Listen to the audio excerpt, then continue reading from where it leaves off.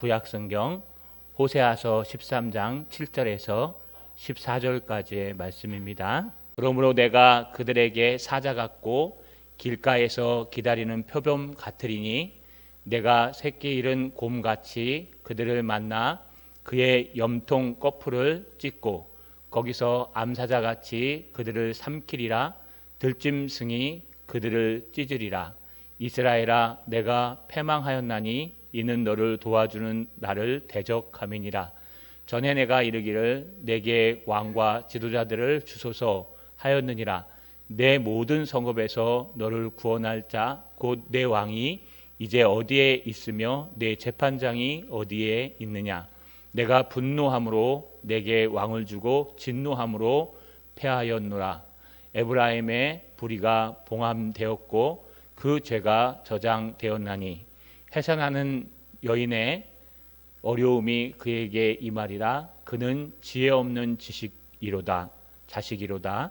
해산할 때가 되어도 그가 나오지 못하느니라. 내가 그들을 수월의 권세에서 속량하며 사망에서 구속하리니 사망아, 내 재앙이 어디에 있느냐. 수월아, 내 멸망이 어디에 있느냐. 뉘우침이 내 눈앞에 숨으리라. 감사합니다, 여러분. 이렇게 부활주일 날 하나님 앞에 헌신할 수 있다는 게 얼마나 감사하고, 또 코로나19 때문에 침체되어 가는 이 신앙계에서 여러분 이렇게 그리스도의 남은 고난을 우리 육체에 채울 수 있는 기회가 있다는 게 얼마나 감사한지 모릅니다. 왜 하나님이 마스크를 쓰게 하셨을까? 여러분 어떻게 생각하십니까? 어느 날 마스크를 쓰고 문득 거울을 바라보는데 왜 하나님이 마스크를 방역의 최일선에 두셔서 마스크를 쓰지 않으면 어떨까? 유럽 사람들은요 마스크를 쓰지 않는다고 합니다. 또 미국 사람들도요 마스크를 잘 안 쓰려고 합니다. 왜냐하면요 마스크는 범죄자들이나 아픈 사람들만 쓰는 걸로 착각이겠지만 생각하기 때문에 마스크를 잘 쓰지 않는다고 합니다. 또 마스크에다 이렇게 X 표시하죠. 이렇게 쓰기도 하고 해골 그려놓기도 하고 그렇습니다. 하나님은 이런 답답한 마스크를 쓰게 하셨을까? 문득 생각해 보니까요. 저에게 적용해 보니까 말 많이 하지 말고 하나님 말씀만 전하라고. 그 생각이 문득 드는 거예요. 또 여러분에게 적용하면요. 여러분 개인 방역이기도 하겠지만 정말 우리가 생각보다 말을 참 많이 하죠. 여러분 그런 말들을 조금 줄이시고 이럴 때일수록 더욱 하나님께 묵상하고 하나님만 바라보라고 마스크를 쓰는 순간 하나님과 대화하며 살면 어떨까 하는 생각을 해보았습니다. 왜 그럴까요? 우리가 주는 모든 환경들은요 하나님의 은혜 가운데 있기 때문에 우리는 늘 주님을 생각해야 됩니다. 그래서 오늘은요 호세아서 말씀을 따라서 우리가 한번 그림은 약간 비슷할 겁니다. 지난번 거랑. 그래도 읽어보겠습니다. 이스라엘 어리석은 나그네. 한 번 더요. 이스라엘 어리석은 나그네. 여러분 호세아서 말씀은 BC 8세기 선지자인 호세아가 북이스라엘이 망하기 전에 쓴 하나님의 말씀입니다. 사랑의 선지자지만 그 내용은요 굉장히 엄한 하나님의 당부와 심판의 경고가 들어 있습니다. 특별히 13장 14장에는요 하나님께서 강력하게 경고하시고 강력하게 이야기하십니다. 우리가 전에 6절까지 살펴보았는데 잠깐 정리하면요 1절에서는 뭘 합니까? 이스라엘 백성들이 하나님을 섬겨야 되는데 자기를 높이고 있다고 1절은 말합니다. 에브라임이 말하면 사람들이 떨었도다. 그가 이스라엘 중에서 자기를 높였더니 바알로 말미암아 범죄하였으므로 망하였거늘. 에브라임은 북이스라엘을 칭하는 그런 대표적인 지파입니다. 그래서 이 이스라엘이 여로보암 2세 때 굉장히 강력한 힘을 갖고 있어서 주변 국가들이 이스라엘 하면 벌벌벌 떨 정도로 그렇게 힘과 능력과 정치력이 있었습니다. 그러다 보니까 그것이 하나님의 은혜인데 북방 민족이 쳐들어와서 아수르가 잠깐 한눈을 판 사이에 여로보암이라는 훌륭한 사람이 등장해서 정치적으로요. 여러분 그렇게 된 건데 자만해가지고요. 우리 잘하고 있어. 우리 뭐 전혀 문제 없어 하면서 여러분 그렇게 자만하고 자기를 높이고 있었다고 얘기합니다. 그러면서 2절에는요 자기를 위해서 우상까지 만듭니다. 2절에 보니까 이제도 그들은 더욱 범죄하여 그 은으로 자기를 위하여 우상을 만들되 자기의 정죄함을 따라 우상을 만들었으되 그것은 다 은장색으로 만든 것이거늘 그것에 대하여 말하기를 제사를 드리는 자는 송아지와 입을 맞출 것이라 하는도다. 아니 잘 되면 하나님 앞에 감사해야 되는데 여러분 물에 빠진 사람 건져놓으니까 보따리 내놓으라고요. 우리가 어렵고 힘들 때 하나님께서 도와주셔서 아수르를 잠깐 멈추게 하시고 하나님이 은혜 주셔서 힘을 주시니까요. 이제 정신이 돌아와서 뭐라고 얘기합니까? 우리가 저 예루살렘까지 내려갈 필요 없다. 여기 베델과 이 단 사이에 우리가 정말 성전을 만들어서 이곳에서 예배하자. 우상단지와 송아지 앞에 예배하자 하면서요. 정치적으로 우리가 행보를 하는 그런 우상단지를 만들어 놓았습니다. 뿐만 아닙니다. 하나님을 잊어버리기까지 합니다. 5절과 6절에 보니까 내가 광야의 마른 땅에서 너를 알았거늘 그들이 먹여준 대로 배가 불렀고 배가 부르니 그들의 마음이 교만하여 이로 말미암아 나를 잊었느니라. 광야에서 하나님이 만나와 메추라기를 먹여주시고 또 광야 같은 인생 가운데 하나님이 목마를 때마다 물을 주셨는데 시간이 지나니까요 하나님을 잊어버리고 하나님이 주신 그 은혜를 잊어버리고 뭐라고 얘기합니까? 그냥 내가 잘나서 큰 줄로 생각하는, 우리 자녀들 키워놓고 나면 내가 잘나서 기저귀 갈았고 내가 스스로 여러분 젖병에다 따뜻하게 온도를 맞춰서 타먹었고 막 그러죠. 똑같이 하나님의 신앙인들도 마찬가지입니다.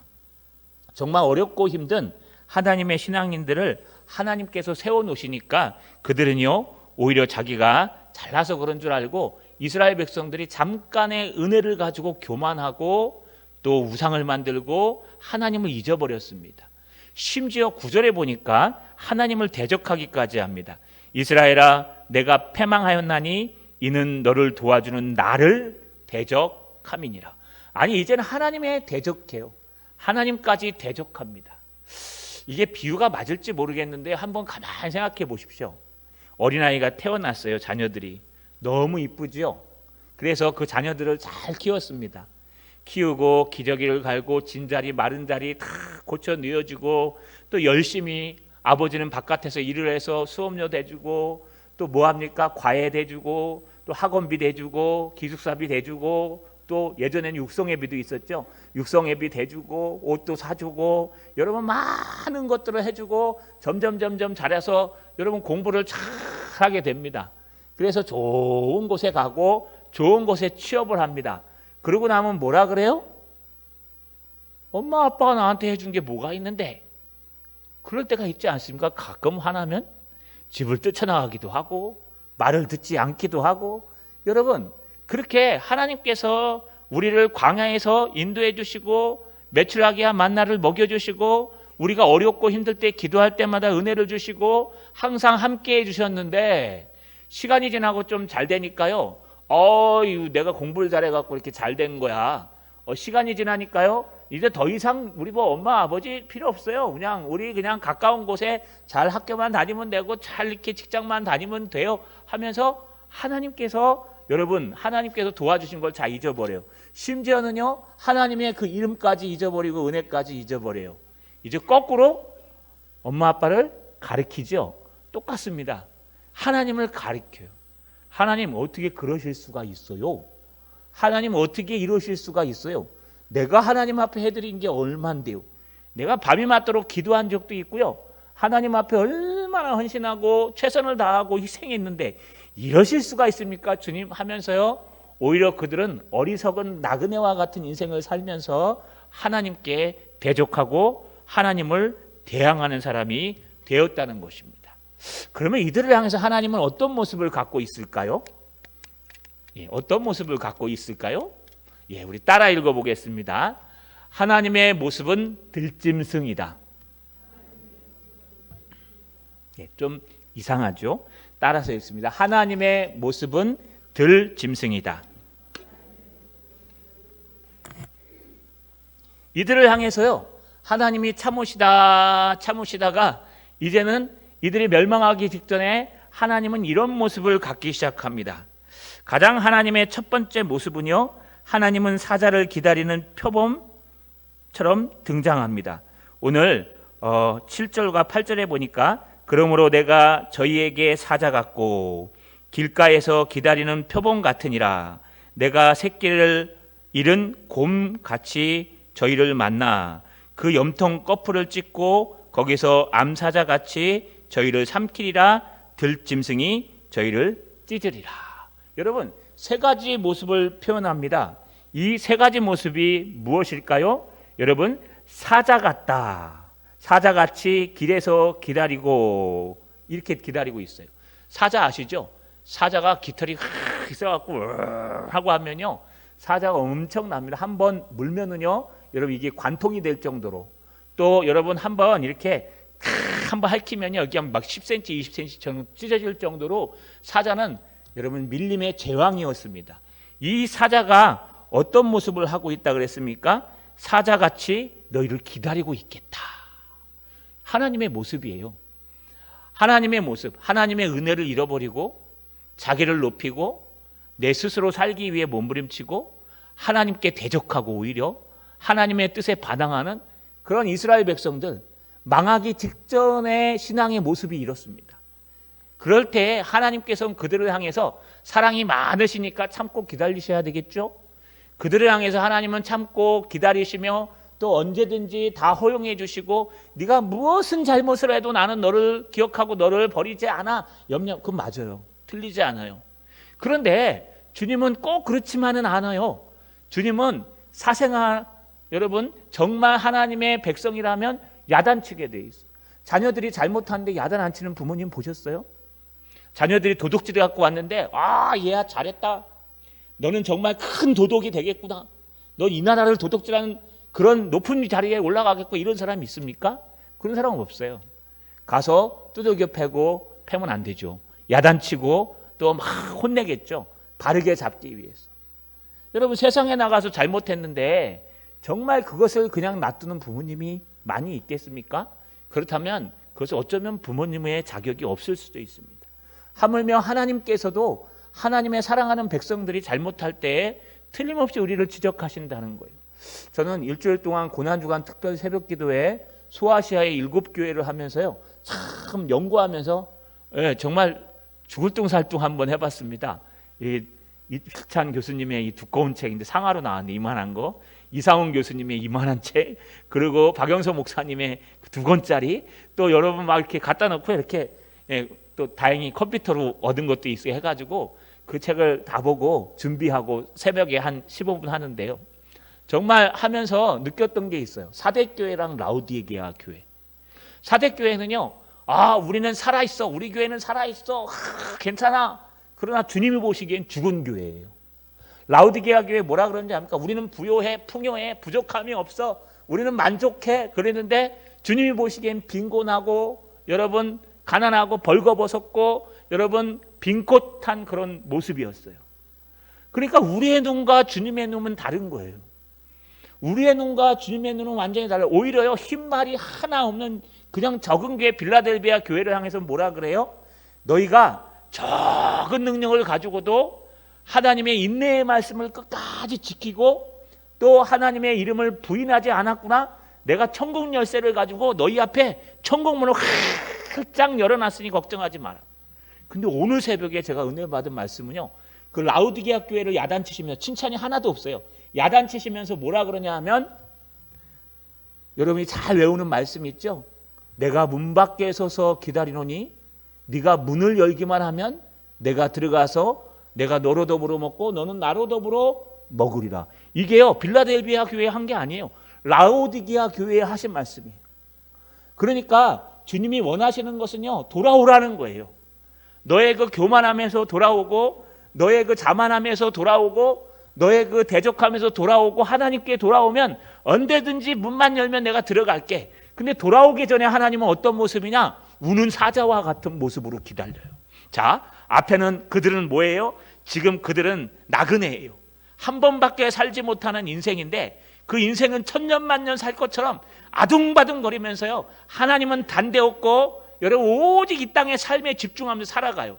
그러면서 한쪽에는 자녀를 업고, 한쪽에는 돈보따리를 들고, 한쪽에는 걱정 근심을 들고, 이렇게 들고요, 이 땅을 살아가는 거예요. 조금만 잘 살아가면 야, 내가 힘이 얼마나 센지 몰라, 이 근육을 가지고 내가 이 돈도 벌고 이런 짐도 들고 우리 아이들 다 키우고 우리 애들도 잘 키워갖고 승리하고, 야 이거 봐 하면서 이렇게 막 걸어가고 있는 거예요. 습기를 교만해서.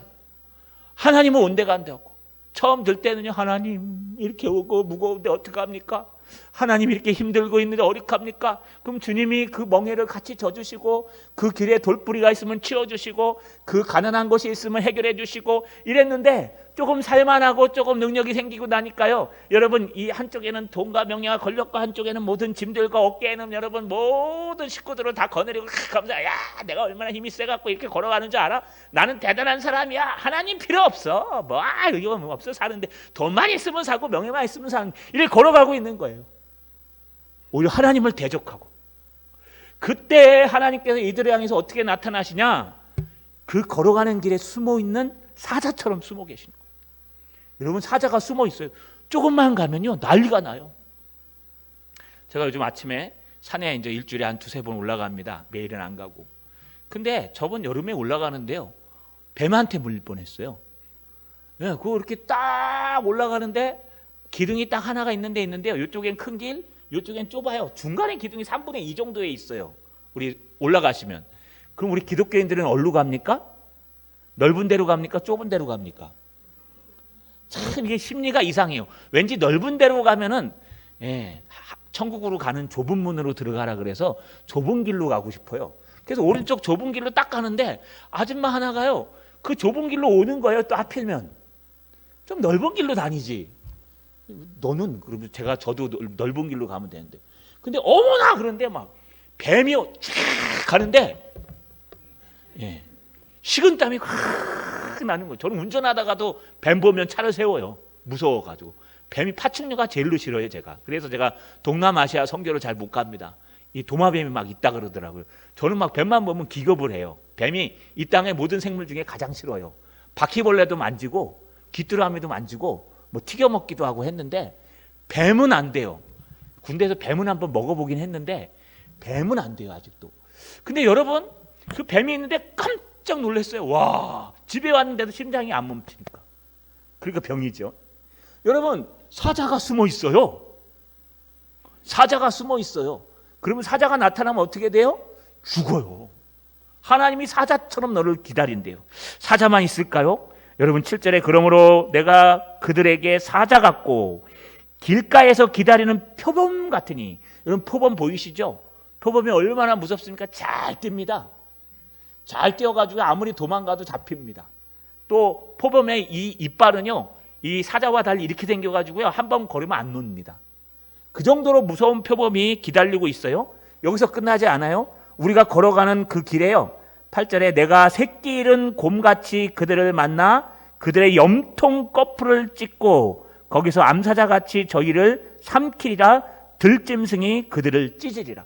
내가 여러분 새끼 잃은 곰처럼 지금 기다리고 있다는 거예요. 곰이 새끼를 잃으면 어떡합니까? 지구 끝까지 쫓아갑니다. 그걸 얻기 위해서. 아니, 하나님의 모습은 우리가 잘못해도 사랑으로 기다려 주셔야 되고, 하나님의 모습은 좀 부족해도 그냥 다 용서해 주셔야 되고, 하나님의 모습은 그냥 어리광 부려도 다 참아 주셔야 되고, 뭐 하나님과 대적해도 그래 쳐라, 나는 뭐 오른밥을 7번 되면 8번 49번 될게 하면서 다 사랑하고 용서해 준 주님인데, 그렇지 않다는 거예요. 정말 하나님은요, 범죄 앞에서, 교만함 앞에서, 하나님은요, 정말 하나님을 대적하는 그들 앞에서는요, 하나님은 우는 사자의 모습으로, 길가에 기다리서 매복하는 표범의 모습으로, 길 잃은 아이를 잃은 여러분 곰처럼 지금 숲에서 기다리고 있는 거예요. 그런데 그것도 모르고요, 랄랄랄랄라 하면서 우리는 걸어가고 있는 겁니다. 이게 주님의 모습입니다. 주님이 정말 죽이고 싶어서 그럴까요? 그렇지 않습니다. 주님은요, 이렇게 말씀하십니다. 우리 세 번째 따라 읽습니다. 누가 구원할 것인가? 한 번 더. 누가 구원할 것인가? 자, 이런 인생을 누가 과연 구원할 수 있느냐는 거예요. 이렇게 그냥 아무것도 모르고 이 땅에 그 길을 걸어가고 한 발 한 발 내딛으며 여러분 모든 욕심과 모든 멍해와 모든 식구들의 짐들을 다 짊어지고 그냥 당당하게 힘있게 걸어가고 있는 그들 앞에 하나님은 우는 사자처럼 기다리는 표본처럼 여러분 아기 잃은 곰처럼 그냥 촥 기다리고 한 발짝만 더 떼봐. 너 거기서 한 발짝만 더 나가봐. 여기까지야. 너 더 나가면 이제 큰일 나 하면서 기다리고 계시는데 여기서 과연 그 길에서 누가 우리를 구원해 줄 것인가?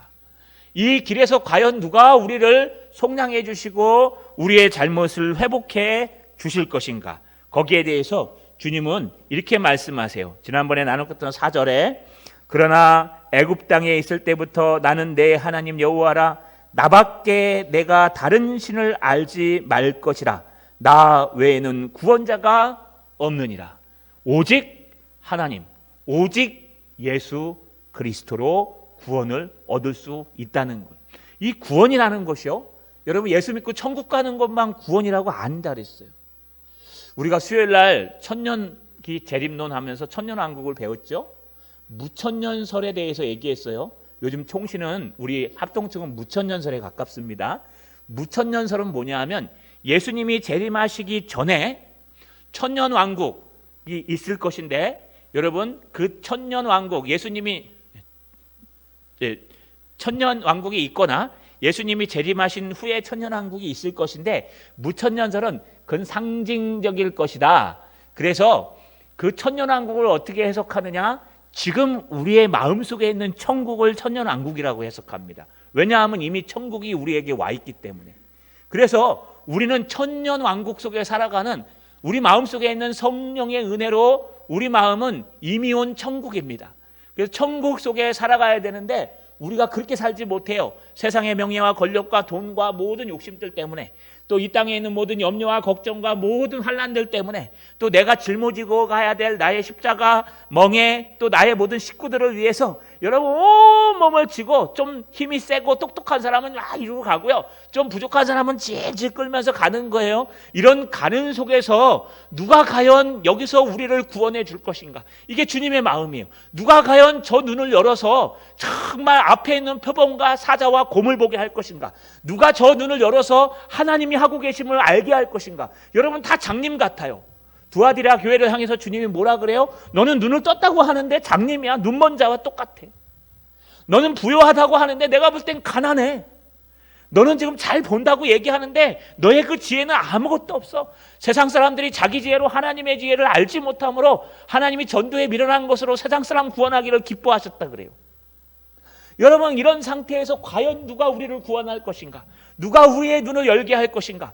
누가 과연 이렇게 할 것인가? 그것은 오직 나밖에 없느니라. 바로 예수 그리스도 하나님밖에 없다는 겁니다. 할렐루야. 믿으십니까? 여러분 눈을 여셔야 돼요. 우리의 눈을 열어서 영적인 우리의 모습을 보여야 됩니다. 여러분 뿐만 아닙니다. 오늘 14절에 보니까 이렇게 표현합니다. 14절에 내가 그들을 수월의 권세에서 속량하며 사망에서 구속하리니 사망아 내 재앙이 어디 있느냐? 수월아 내 멸망이 어디 있느냐? 뉘우침이 내 눈앞에서 숨으리라. 여러분 사망과 수월도 주님께서 속량하셨기 때문에 우리에게는 아무런 영향을 못 미치는 거예요. 주님이 우리의 구원자 되심은 첫 번째 여러분 우리의 모든 죄악을 십자가에서 다 속량하시고 구속하셨다는 거예요. 속량이 뭡니까? 돈을 주고 사았다는 거예요. 갚았다는 거예요. 주님이 핏값으로 저와 여러분을 사셨습니다. 여러분은 더 이상 여러분께 아닙니다. 여러분의 살과 피, 여러분의 인생, 여러분의 물질, 여러분의 명예, 여러분의 건강마저도 우리의 것이 아닙니다. 그냥 하나님이 우리에게 값주고 사신 하나님의 것이라 여러분 건강관리도 잘하는 것도 신앙이에요. 왜냐하면 하나님이 주신 것이기 때문에 우리는 건강관리를 잘해야 됩니다. 세상 사람들 얘기하죠. 신체의 발본은 수지 부모라. 아 너무 한자를 쓰나요? 모든 신체는 다 부모님이 물려주신 거기 때문에 여기다 함부로 여러분 뭐 하지 말고, 함부로 그 당시엔 깎지도 말고, 함부로 뭘 하지 마라, 함부로 긋지도 말고 막 이러잖아요. 똑같습니다. 여러분, 이 모든 것은 하나님이 값주고 사신 우리의 것이 아니라 하나님의 것이기 때문에 여러분의 몸을 여러분 마음대로 놀리면 안 돼요. 막 굶기고 그러셔도 안 돼요. 여러분, 배가 안 고파도 밥 드셔야 돼요. 왜요? 하나님이 빌려주셨는데 잘 쓰고 드려야죠. 여러분, 우리가 건강도 해야 되고 또 열심히 살아야 됩니다. 왜요? 하나님이 값주고 사신 거예요. 근데 몸을 사신 것보다 우리의 영혼을 주님께서 속량하시고 구속하셨다는 거예요. 뿐만 아닙니다. 여러분, 오늘 5절에 보니까 이렇게 기록되어 있습니다. 5절에요. 내가 광야에 마른 땅에서 너를 알았거늘. 주님이 알으셨대요. 그러니까 알았다는 것은요, 여러분, 야다라는 단어를 쓰면 무슨 뜻이라 그랬어요? 교제하다, 깊이 알다. 그래서 신혼여행 가서 부부가 첫날 밤을 치르는 것을 야다, 알다라는 뜻이에요.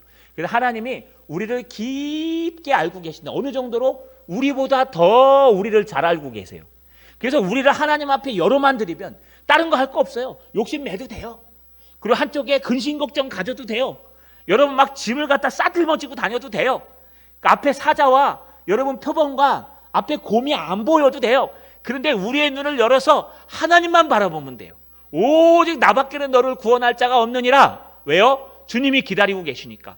그리고 주님은 우리를 잘 알고 계시기 때문에 눈을 떠서 하나님을 바라보고 귀를 열어 하나님의 말씀을 듣고, 여러분, 또 입을 열어 하나님 앞에 고백하고 기도하면은 하나님께서 알게 하신다는 거예요. 뭐까지? 우리의 중심까지 알게 하신다는 거예요. 여러분, 그러면 앞에 표범이 보이고 사자가 보이고 곰이 보이게 돼요. 뿐만 아닙니다. 여러분, 9절에 보니까 이스라엘아, 내가 패망하였나니 이는 너를 도와주는 나를 대적함이니라. 여러분, 도와주는 나를 대적함이니라. 거꾸로 얘기하면 주님이 도와주신다고 말씀하셨다는 거예요. 그래서 우리는요, 주님을 바라보고 주님을 의지하고 주님을 따라가면 주님이 도와주신다고 말씀하세요. 어떻게 도와주실까요? 시시때때로, 때와 시를 따라 우리에게 필요한 것을 채워주세요. 전 요즘 새벽에 기도하면서 꼭 잊지 않는 기도 제목이 있어요. 구하라 그래하면 주실 것이요, 찾으라 그래하면 찾을 것이요, 두드리라 그래하면 열릴 것이니라. 여러분, 그냥 너희가 기도하면 들어줄게 이렇게 얘기하면 되잖아요. 근데 왜 구하라, 찾으라, 두드리라고 3번이나 반복해서 얘기할까요? 여러분, 어떤 사람은 구하고 얻기 위해서, 어떤 사람은 찾고, 또 어떤 사람은 막 두드리고 그래요. 사람마다 자기 성향과 자기 방식대로 기도한다는 거예요. 기도가 다 일목요연할 수가 없어요. 그래서 주님이 가르쳐 주신 기도를 가지고 우리가 그 본을 삼아 기도하지 않습니까? 그래서 우리가 그냥 나름대로 막 기도하는 순서도 다 다르고요. 기도하는 내용도 다 달라요. 한번 우리 기도를 나눠볼까요? 그러면요, 여러분, 기도 제목도 다 달라요. 이렇게 쫙 오래되신 분과 젊은 사람이 다르고, 또 청년들과 학생들이 다르고, 또 여러분 교사와 또 배우는 아이들이 다르고, 기도 제목이요 틀려요. 다 틀려요. 그런데 그럼에도 불구하고 이 다양한 기도 제목들을 어떤 사람은 찾고, 어떤 사람은 구하고, 어떤 사람은 두드리면 하나님이 거기에 맞춰서 응답하여 주시겠다. 하나님이 거기에 맞춰서 구하는 자는 얻게 하시고, 찾는 자는 찾게 하시고, 두드리는 자는 열리게 하신다 그랬어요. 뿐만 아니라 가장 좋은 것 성령도 주신대요. 그러니 여러분, 구하는 게 얼마나 기도하는 게 수지 맞는 장사입니까? 여러분, 주님 앞에 이렇게 기도하고 주님을 바라보고 주님을 의지하면 주님께서요, 그 모든 길에서, 그 위험한 길에서 오직 주님께서 너의 눈을 열어, 너의 길을 열어, 너의 입술에 구한 대로, 찾는 대로, 두드리는 대로 내가 너를 도와주고 너를 인도해 주실 것이다 라고 말씀하고 있는 겁니다. 자, 여러분, 말씀을 마치겠습니다. 주님은요, 우리의 모습을 이렇게 표현합니다. 이스라엘 백성들은 이 말씀을 듣지 않아서 BC 722년에 8세기 선지자 때 망합니다. 호세아 선지자 다음에 망하게 돼 있습니다. 여러분, 왜 그들이 망했을까요? 바로 이 음성을 듣지 않았기 때문에 그래요. 여러분, 어떠십니까? 여러분은 지금 인생을 걸어가시면서 잘 살고 계십니까? 한쪽에는 이 땅에 있는 모든 것들과 또 한쪽에는 이 땅의 모든 염려와 근심과 또 등에는 식구들의 모든 걱정을 짊어져 마기고요. 이걸 어떻게 처리할까? 이건 어떻게 했으면 좋을까? 이러면서 살고 있지는 않습니까? 그러면서 잊어버리는 게 하나 있죠. 하나님이 너를 지키신다는 거. 하나님이 그런 너와 함께 하신다는 거. 하나님이 말씀으로 내 발에 등이 되고 내 길에 빛이 되어서 너의 길을 인도하신다는 거. 나는 길이요 진리요 생명이니 나로 말미암지 않고는 아버지께로 올 자가 아무도 없느니라. 뿐만 아니라 다른 이로서는 구원을 얻을 수 없나니 천하 인간에게 구원을 얻을 만한 다른 이름을 우리에게 주신 일이 없느니라. 주 예수를 믿으라. 그리하면 너와 내 집이 구원을 얻으리라. 저 여러분, 괜찮아요. 좀 부족해도 돼요. 좀 시간이 없어도 돼요. 세상에 찌들려서요, 막 기도도 제대로 못하고 힘들어도 괜찮아요. 그러나 최후의 보루는요, 주님을 잃어버리시면 안 돼요. 예수 그리스도를 까먹으시면 안 돼요.